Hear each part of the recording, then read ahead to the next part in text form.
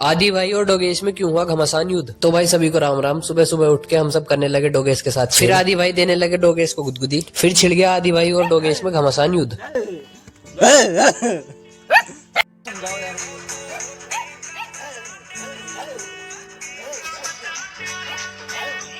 फिर तैयार होके गाने सुन के हम चल दिए कॉलेज की ओर। मैं पहन के निकल गया जर्सी, पर बाहर हो रही थी गर्मी बहुत तेज। फिर लगवाई हमने अपने कुछ भाइयों की डीएल। कॉलेज में दिखे हमें अलग अलग प्रकार के ड्रोन। काफी दिन बाद आज क्लास में आके लगा बहुत अच्छा। फिर क्लास खत्म करके हम चल दिए अपने रूम की साइड। 2 क्लास लगा के हमारी क्लास हो गई खत्म। हम चल दिए अपने रूम पे। इसी के साथ हमने कर दी अपने बोरिंग से ब्लॉग की समाप्ति। सभी को जय श्री राम।